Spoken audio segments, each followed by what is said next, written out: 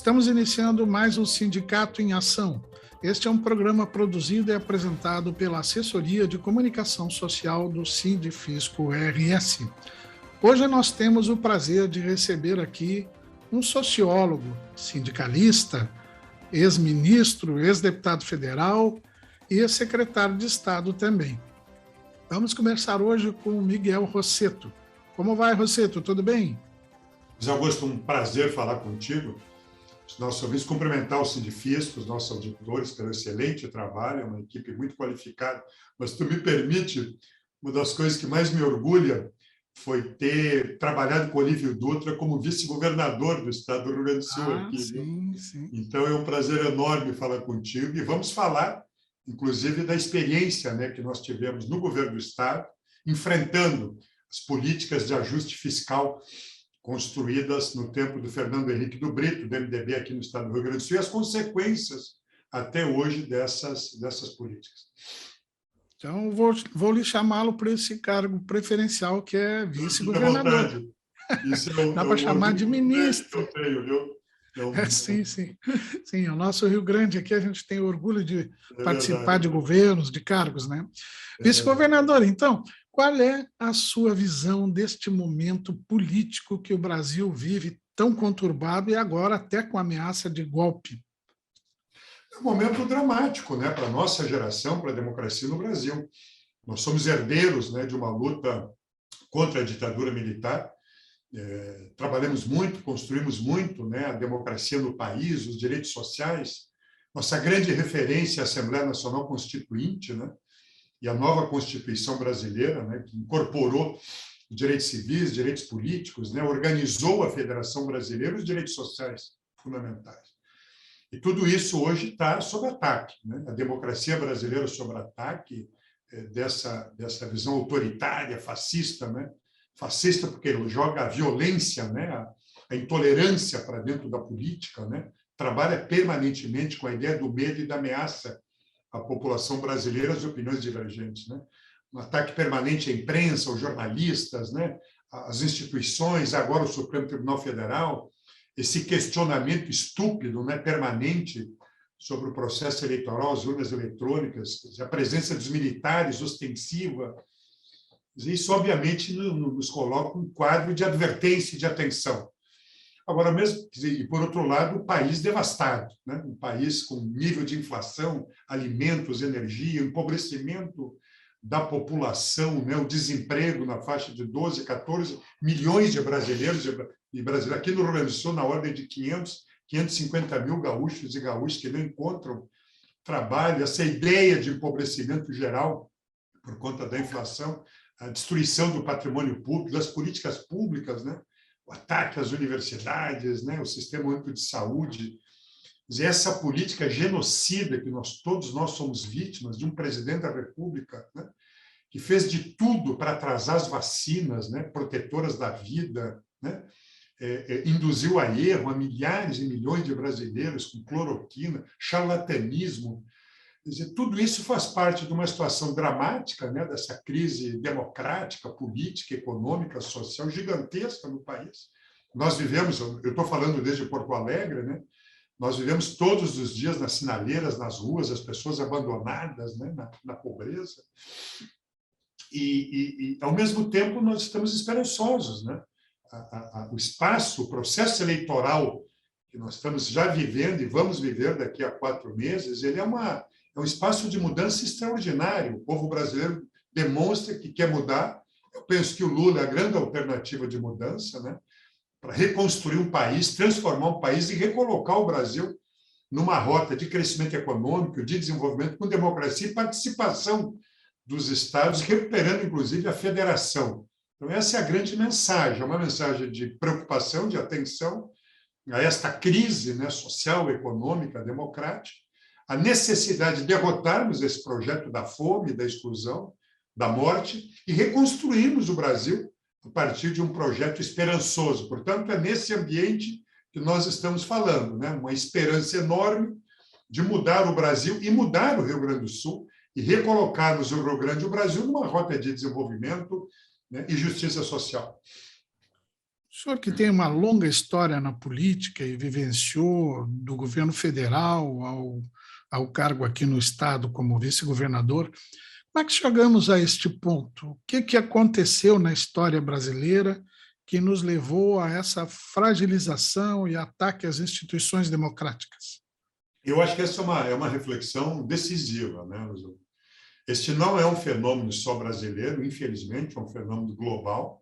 A perda de vigor das democracias, né? E muito, na minha opinião, isso está vinculado a um crescimento da desigualdade, né? Um distanciamento da democracia, da vida das pessoas, né? Pautas, né, permanentemente anunciadas, né, que retiraram legitimidade da política, né? A política, a partir desse bombardeio permanente, né, dos setores mais conservadores, ela virou sinônimo de corrupção e afastou as pessoas, né, da política. Ao contrário, a política tem que ser um espaço de construção comum, né, do destino dos povos, das populações, e, portanto, exige uma grande avaliação. O que importa é que nós não podemos aceitar, né, o fascismo, o autoritarismo, né, o aumento da desigualdade, de todas as violências, como estamos vivendo no Brasil, e enfrentarmos isso, né? Quando eu falo da violência, eu falo dessa violência que joga intolerância, né, para dentro das opiniões, que procura impedir a livre manifestação das opiniões. Isso, para mim, é um tema decisivo, né? Nós temos que derrotar essa cultura autoritária e violenta, né? Nós temos que derrotar a violência da pobreza, da exclusão, do racismo, né, Luiz Augusto, que volta, do machismo, né, da homofobia. Quer dizer, a destruição é a marca desse modelo, né? A destruição da natureza, a destruição da vida, né? E nós temos que nos indignar e transformar a nossa indignação nessa esperança de mudança. Nós precisamos mais democracia e uma democracia melhor, né? Mais participativa, né? Onde a cidadania ou a democracia não seja só um espaço para eleição de representantes a cada 4 anos. Eu tenho muita confiança de que se nós retomarmos uma democracia mais radicalizada, com mais participação, né, e ela se transformar num espaço de esperança, de mudança, para melhorar a vida das pessoas, nós vamos consolidar uma república num país verdadeiramente democrático, onde a democracia seja algo, né, transformador para melhorar a vida das pessoas, que é o que as pessoas querem. O senhor acredita que nesse futuro governo, qualquer que ele seja, a menos que seja Bolsonaro, né, o país consegue se reconstruir, ele se reencontra com a sua natureza democrática? Com muita certeza, eu tenho muita confiança. A minha experiência como vice-governador aqui com o Olívio, como ministro do primeiro mandato do presidente Lula, depois trabalhei com a presidente Dilma, né, a capacidade de recuperação do país é extraordinária. Nós ainda preservamos, né, instituições, né, as nossas instituições, nossa capacidade de produção, as nossas universidades, instituições de ensino, pesquisa, nossa indústria, nossa capacidade agropecuária, nossa agricultura. Nós temos uma capacidade de produção instalada ainda importante, que não foi totalmente destruída, né? Por isso é muito importante que essas instituições públicas, né, que serão fundamentais para uma retomada do investimento público, do crescimento, se preservem. Essa insensatez de privatizar Petrobras, né, de privatizar Eletrobras, quer dizer, elas têm que ser barradas para que a gente possa retomar uma agenda de crescimento. Serve para a Corsã, no Rio Grande do Sul, né, serve para continuarmos combatendo essa irresponsabilidade desse novo contrato que o Leite, que o Ranolfo agora querem fazer com o Bolsonaro, quer dizer, condenar o Rio Grande do Sul para os próximos 10, 30 anos de pagar uma dívida eterna, né? Nós precisamos desmontar esse modelo e reconstruir o modelo. E eu tenho muita confiança na capacidade de trabalho, de reconstrução do país e do Rio Grande a partir de uma liderança positiva que mobilize, né, essa capacidade de trabalho, essas energias para um projeto de desenvolvimento, né, para o nosso país. Nós vivemos isso de 2003 a 2014, todas as pessoas que estão nos acompanhando sabem disso. Nós vivemos isso, um país com um projeto soberano de desenvolvimento, né, garantindo inclusão social, trabalho, né, formalizado, distribuição de renda, investimentos nas políticas públicas, né, todas elas, os grandes programas que nós nos lembramos, Minha Casa Minha Vida, né, mais médicos, os investimentos na agricultura familiar, na juventude, aqui no Rio Grande do Sul, os institutos federais de educação, expansão das universidades, FIES, enfim, ProUni, todos os municípios do Rio Grande vão ter uma marca desse governo que nós vivemos. Nós temos, portanto, uma enorme capacidade de recuperação e vamos fazer isso com mais experiência, viu, Luiz Augusto, aqui no Rio Grande e lá. E, portanto, essa experiência nos permite, né, avançar com mais rapidez na superação dos novos desafios que nós temos. A imoralidade da volta da fome no Rio Grande e no Brasil é insuportável. O país que é um dos maiores produtores e exportadores de alimentos do mundo, né? Nós temos que retomar os investimentos no Rio Grande do Sul. É imoral a destruição da escola pública, indecente, que o Sartori e o Leite estão produzindo no Rio Grande do Sul, né? Todo esse desmonte, né, das estruturas do Estado, a CE, agora essa coisa indefensável de tentar sustentar uma privatização da Corsan ao final do seu mandato. Estamos falando da água, né? Estamos falando de uma companhia que funciona, que tem uma qualidade técnica extraordinária, né? A exemplo do Banrisul, são instituições fundamentais para uma retomada, né, de um crescimento sustentável, gerador de emprego aqui no Rio Grande do Sul. A resposta é essa, é total confiança, muita confiança na capacidade de recuperação e transformação do Estado e do Brasil. Fizemos em 2013 e fizemos isso quando assumimos o governo lá em 99. Tu lembra que diziam que em março de 99, se o Olívio não vendesse o Banrisul e a Corsan, nós não pagaríamos a folha de salário dos servidores. Não vendemos o Banrisul, não vendemos a Corsan nem a CE e nunca trazemos um mês um salário de um servidor, de uma servidora pública. Agora, tem que trabalhar e fazer as escolhas corretas, né, de trabalho. Como deve ser a relação com os empresários num futuro governo Lula ou algum outro governo, mesmo que seja de centro? Como deve ser a relação?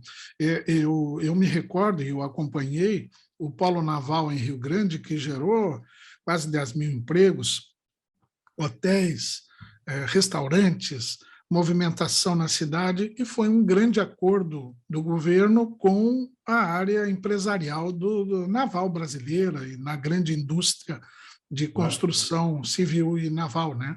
Como deve ser esse relacionamento no futuro? Muito positivo, não tem nenhuma dúvida. O presidente Lula vem sinalizando aqui, o nosso candidato, pré-candidato, são os pré-candidatos saindo de Edgar, muito diálogo, muito respeito em cima de um programa de desenvolvimento, com geração de emprego aqui no Estado, né?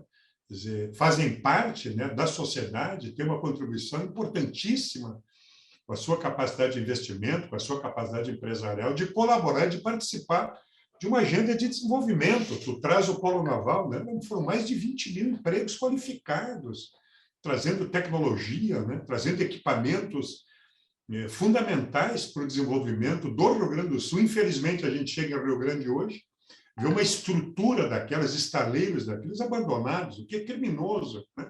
Toda uma ideia que é muito moderna e atual de fazer da indústria do petróleo e da Petrobras uma grande empresa para fomentar o desenvolvimento, né, da indústria, dos serviços, dos equipamentos necessários à exploração e produção do petróleo. E essa experiência, né, e os recursos do pré-sal, inclusive, serem vinculados à educação e à saúde como grande fonte de financiamento. Este modelo, essa turma do golpe, aí, do Temer e do Bolsonaro, destruiu, né? E nós vamos reconstruir esse modelo, né, a partir da experiência que nós adquirimos. Quer dizer, o Brasil, que já foi a 6ª economia do mundo, né? Você tem que ter isso como referência. Nós somos a 6ª economia do mundo, somos um grande país, né? Temos responsabilidade e possibilidades enormes. E nós vamos recuperar essa dimensão estratégica para o nosso povo, valorizando a indústria. Nós temos que recuperar nossa indústria, né? Impedir essas tragédias da liquidação da Ceitec, por exemplo, a única empresa... Eu ia lhe perguntar justamente esse ponto. O país não tem uma política industrial desde que Temer assumiu o poder em Brasília. O senhor acha que é necessário que o novo governo tenha uma política industrial aqui no Rio Grande do Sul, nosso, e no país? Na verdade, as políticas dessa turma é de destruição da indústria brasileira, né? De destruição da indústria brasileira. E pensam o Brasil a partir de uma visão do século XIX. Né? O Brasil não pode, com seus mais de 200 milhões de habitantes, né? O que tem de potência instalada, imaginar um país como um grande exportador primário de produtos primários, agrícolas ou minérios, e shopping center. O Brasil não resiste. É a indústria que estabiliza uma economia, né? que incorpora e difunde tecnologia, né? É a indústria que faz isso, né? E nós temos que recuperar nossa capacidade de produção industrial. Nós já fomos importantes do ponto de vista mundial. Hoje nós desvinculamos, né, a nossa indústria dos setores de vanguarda. Eu dou 2 exemplos muito rápidos aqui, Luiz Augusto, que mostram o que significa dependência tecnológica e dependência produtiva. Vacinas. É inaceitável que um país como o Brasil, né, fosse submetido a uma dependência para salvar o seu povo da importação de vacinas. Né? Cuba desenvolve as suas vacinas de forma autônoma. Isso é um exemplo, né, para além de todos os fármacos. Né? Quer dizer, é insustentável imaginar que um país como o Brasil, com instituições tão importantes quanto a Fiocruz, Butantan, universidades, né, fosse desequipado por governos irresponsáveis e dependesse, né, de empresas de outros governos para salvar a vida do seu povo. Né? Toda a área da microeletrônica, que é uma área central para a economia, né, do século XXI, nós temos um plano nacional de microeletrônica organizado, né, de produção, de conhecimento, de profissionais da produção no Brasil de semicondutores. Isso foi o que justificou a instalação da Ceitec aqui em Porto Alegre, a única fábrica na América Latina com capacidade de produção de semicondutores. E fizemos isso em paralelo à China. Nós estamos falando em paralelo à China. A China hoje desponta e nós paralisamos a nossa indústria de vanguarda, né? Infelizmente, nós precisamos recuperar isso com a política correta, de juro, de câmbio, com políticas industriais, né, que recuperem a indústria, né, uma indústria de vanguarda, uma nova economia, né, sustentável, capaz de gerar trabalho e emprego. Eu acho que esse é o desafio do Brasil. Pensarmos uma nova economia, um novo Estado, com novas políticas públicas e com um novo ambiente democrático que mobilizem a sociedade brasileira para enfrentar os seus problemas. Né?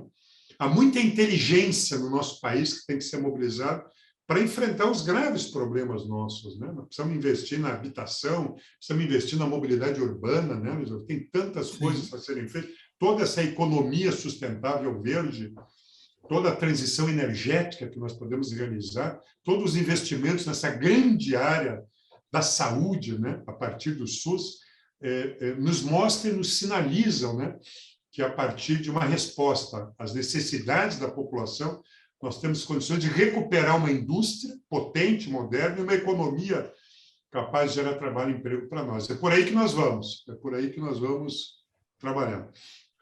Vamos a um pequeno intervalo. Estamos aqui no Sindicato em Ação, ouvindo o ex-vice-governador, ex-ministro, inúmeros cargos no país e no Estado, Miguel Rosseto. Um segundinho e nós já voltamos. Pode levar bilhões de anos, ou um piscar de olhos. Pode acontecer do outro lado do mundo. Ou aí, na esquina da sua casa. Pode ser uma reação química, ou outro tipo de química. Tudo se transforma o tempo todo. Aliás, a transformação está justamente aí. No plural. Sem conexão, não existe transformação. A gente também é assim. Nos transformamos todos os dias para sermos ainda mais humanos, acessíveis e coletivos. Um banco que promove a inclusão e a sustentabilidade. Para se conectar cada vez mais com você e com milhões de sonhos. Banrisul, nossa conexão transforma. Estamos de volta com o Sindicato em Ação, ouvindo hoje o ex-ministro, ex-vice-governador do Estado, Miguel Rosseto. E proponho agora voltar os olhos um pouco aqui para o nosso Rio Grande do Sul, que enfrenta também uma eleição aqui para governador, bastante relevante, no momento em que o acordo com a União está prestes a ser assinado. Qual é a sua visão aqui sobre esse acordo com a União? Desastre. O Leite, né, o atual governo, o que sobrou dele, e esses partidos governistas, o MDB, o PP, o PSDB, fizeram a pior escolha. Governar é fazer escolha. A escolha que eles fizeram foi pagar Brasília e deixar para trás a dívida enorme, enorme, que o Estado tem com o povo gaúcho. É disso que se trata. É uma escolha que foi feita, né? Ou seja, é uma escolha de retirar 3,5 bilhões de reais todos os anos do Rio Grande do Sul e transferir para Brasília. Essa foi a escolha deles, né? É uma escolha perversa e imoral, na minha opinião, uma escolha covarde e irresponsável. Ou seja, toda a dívida que o Estado tem com o povo gaúcho, que é gigantesca, né, foi mais uma vez deixada para trás. As escolas abandonadas, um sistema de saúde, único de saúde que exige mais investimentos, a nossa infraestrutura, né, os investimentos na economia gaúcha, né, todos eles abandonados. Um dos exemplos mais perversos, viu, meus amigos, é a absoluta abandono, né, desprezo do governo do Estado com os agricultores e agricultoras, né, que sofreram por conta da maior estiagem da história do Rio Grande do Sul. Absolutamente nada, abandonados. E essa turma faz essa opção, né? Ou seja, há todo um questionamento sobre a legalidade dessa dívida, mas vamos lá, vamos ser muito rápido aqui, né? Ao mesmo tempo que essa turma, né, renuncia a defender o Estado do Rio Grande do Sul, as receitas públicas ficarem no Estado do Rio Grande do Sul, abre mão de receitas fundamentais, por exemplo, os créditos que o Rio Grande do Sul tinha com a União em relação à Lei Candir, né? Vocês imaginem que havia uma decisão favorável do Supremo Tribunal Federal, reconhecendo os créditos do Rio Grande do Sul e dos estados exportadores. A Secretaria da Fazenda do Estado fala algo em torno de 70, 80 bilhões de reais de créditos. O governo Leite, né, aceita um acordo de algo em torno de 5 bilhões de reais, renuncia a um volume enorme de créditos do Estado do Rio Grande do Sul por 15, 17 anos. E, ao mesmo tempo, aceita o pagamento sem abrir, quer dizer, sem nenhuma movimentação, mobilização, um acordo que condena o Rio Grande do Sul a pagar mais 30 anos uma dívida, essa dívida que, por conta da taxa de juros, né, dos critérios de atualização, quer dizer, são verdadeiras dívidas eternas. O Rio Grande do Sul já pagou mais de 20 anos, 13% da sua receita, e hoje, quer dizer, caso seja assinado esse contrato do Leite aqui, do governo com o Bolsonaro, vamos ficar mais 30 anos pagando e 10 anos, por conta do PL aprovado pela Assembleia, imobilizados, prisioneiros a essa lógica, que transfere prioritariamente os recursos do Rio Grande do Sul para Brasília, e impedidos, né, de ampliar a qualidade dos serviços públicos no Rio Grande do Sul. Eu acho um desastre, é um ato de covardia e de irresponsabilidade. Quando eles falam em regime de recuperação fiscal, Brasília pode falar isso. Brasília pode falar. O Rio Grande do Sul tem que falar do regime de destruição fiscal das receitas públicas do Estado do Rio Grande do Sul. Acho lamentável, desastroso, e essa luta é uma luta que segue para os próximos governos. O que dirá, né, Luiz Augusto, assinar um contrato desse quando um governador abandonou o seu cargo há 4 meses de uma eleição? Ora, esse é um debate que deveria ser feito abertamente pelos candidatos ao governo do Estado, pelo próximo Parlamento Gaúcho, este sim, com legitimidade, os novos governos eleitos, né, para tratar de um tema com tanto impacto para o Estado do Rio Grande do Sul. Um verdadeiro desastre que essa turma do MDB, do PSDB, do PP, vem fazendo contra o Rio Grande do Sul. E eu caracterizo como uma traição ao Estado do Rio Grande do Sul e ao povo gaúcho. Sim, mas parece que os partidos, assim, exemplo do governo federal que quer privatizar a Eletrobras rapidamente, né, sabem que podem perder os governos, então se agilizam para entregar o que puderem nesse período, né? Está correto, por isso nós temos que resistir. No nosso caso aqui, a Corsã, especialmente, é indefensável, né? Esse silêncio sobre a Corsã é indefensável, que ao final do seu governo, a partir de uma mentira produzida ao povo gaúcho, vamos lembrar, que uma das razões que fez com que parcela importante do eleitorado apoiasse o candidato Leite foi o seu compromisso público aberto de não privatizar a Corsã e o Banrisul.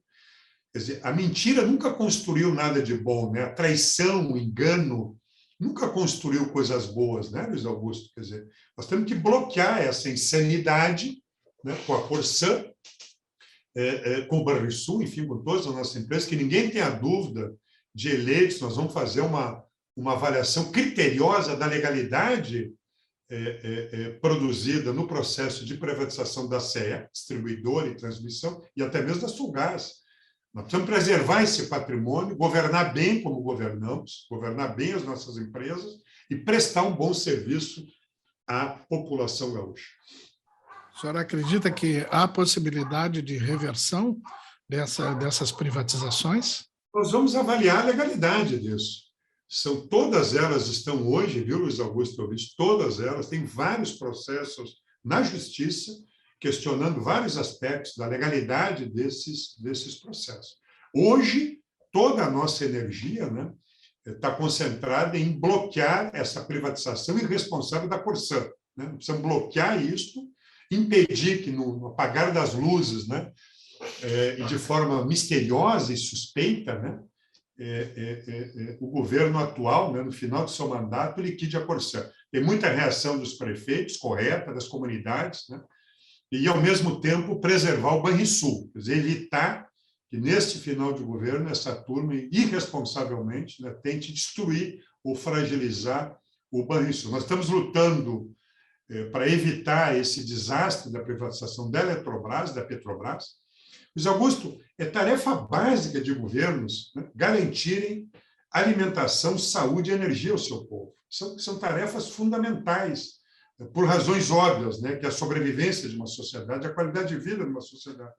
Essa turma que está aí, né, é absolutamente irresponsável. Aqui no Rio Grande do Sul, nós temos tarefas importantes, né, a serem feitas. Diga de passagem, vamos ver qual é o plano final do contrato, esse plano de ajuste que o governo do Estado e essa turma que sobrou e o Bolsonaro e o Guedes vão assinar. Eles têm que ainda apresentar esse plano de ajuste fiscal, que é, eu diria assim, a etapa executiva dessas autorizações. Eu acho de uma irresponsabilidade, uma covardia gigantesca pegar os recursos do povo gaúcho, transferir para Brasília e retirar da escola pública, né, e abrir mão e não responder à dívida que o Estado tem com o povo gaúcho. Nós vamos lutar muito para reverter essa situação, como fizemos quando fomos governos em 99, o Olívio e eu, o Tarso com a Dilma, que conseguiram reduzir essa dívida, reduzir a taxa de juros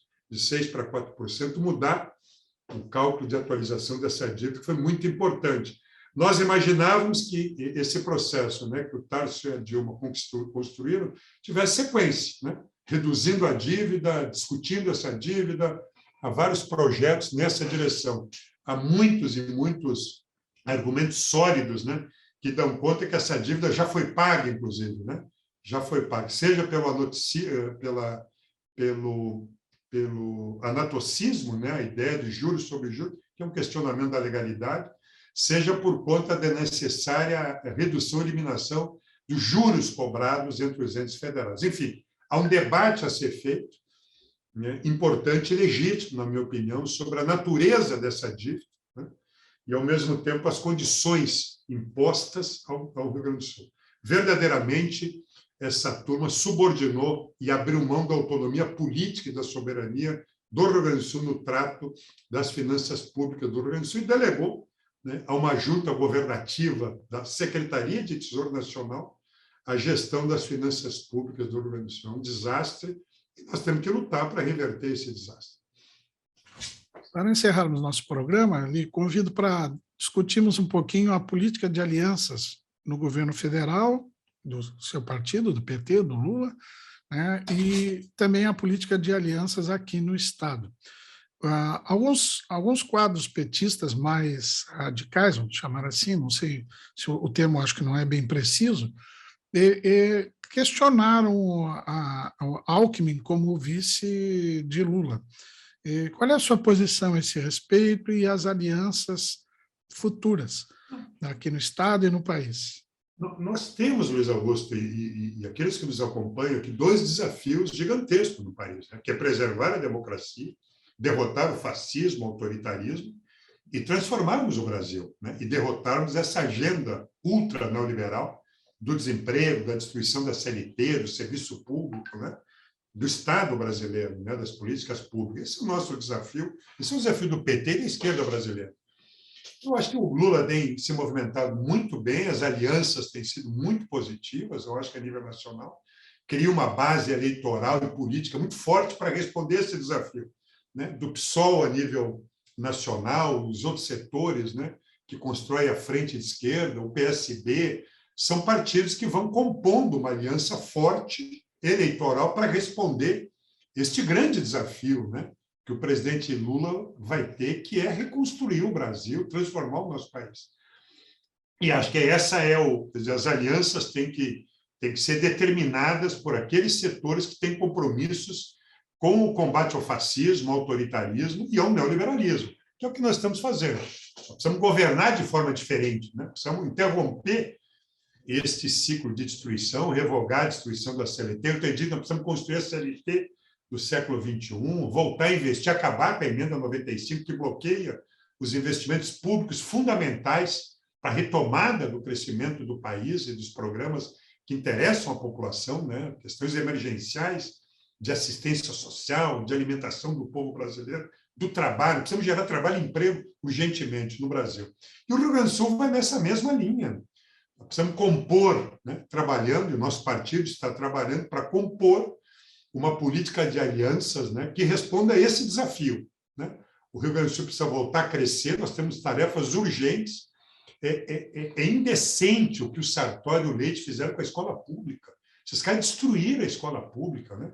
É indecente o que estão fazendo com a privatização das estradas, né? Só os super ricos vão andar no Rio Grande do Sul, é pedágio a cada 50 quilômetros, né? As filas no Sistema Único de Saúde, a ausência, o abandono das nossas municípios e regiões. O Rio Grande do Sul hoje não tem nenhum programa de desenvolvimento econômico e social nas regiões. As regiões abandonadas, nenhum projeto de crescimento econômico, né?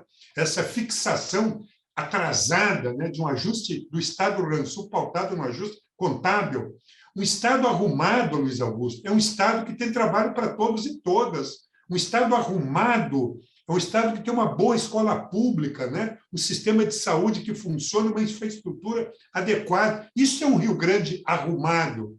E esses caras que nunca foram numa escola pública, que não frequentam uma fila do SUS, para eles têm essa visão conservadora e atrasada, né? E elitista de que Estado ajustado é um Estado contabilmente ajustado. Nem isso eles fazem, porque estão condenando o Rio Grande, né, a um pagamento de uma dívida insuportável. Aliás, esta sempre foi a política do MDB, desde o Brito, do Sartori, da Ieda, né, do Rigoto, essa turma do MDB, do PSDB, sempre defenderam essa política, né, de ajuste fiscal irresponsável contra os municípios do Estado aqui do Rio Grande do Sul.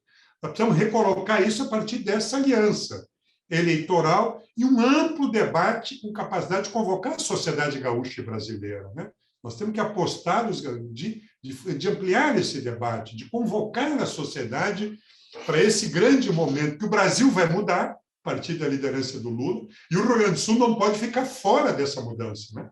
Nós temos que acompanhar e participar ativamente desse novo momento de mudança política, econômica e social que o Brasil vai viver a partir da liderança do Lula. Por isso, o nosso pré-candidato Edgar Preto, nosso partido, vem se movimentando tanto no sentido de construir esta aliança eleitoral potente para ganhar e um diálogo muito, muito forte com a sociedade gaúcha. Nós estamos muito animados com este cenário de mudança que nós estamos construindo, e a população gaúcha brasileira vem anunciando e nos preparando para responder à altura daquilo que o nosso povo quer e tem direito. Bom, muito obrigado ao ex-vice-governador, vice-governador. Os cargos são permanentes, né, para a história de cada um dessas pessoas que ocuparam funções públicas, ex-ministro, sindicalista, né, uma pessoa com muita história na política, com muita dedicação e com um amplo conhecimento da história recente do Brasil e como chegamos a essa situação. Muito obrigado, Miguel Rosseto. Eu que agradeço, um abraço ao Sindifisco, parabéns a essa equipe muito qualificada, dos auditores, toda a equipe da nossa Secretaria da Fazenda, viu? Parabéns a vocês, parabéns pelo trabalho. Muito obrigado, viu? Um abraço. Muito obrigado a você que nos acompanhou aqui no Sindicato em Ação. Na semana que vem nós voltamos com mais um programa, trazendo sempre uma liderança, uma autoridade política, uma autoridade de economia, conversando sobre o futuro do Estado e do país. Até lá!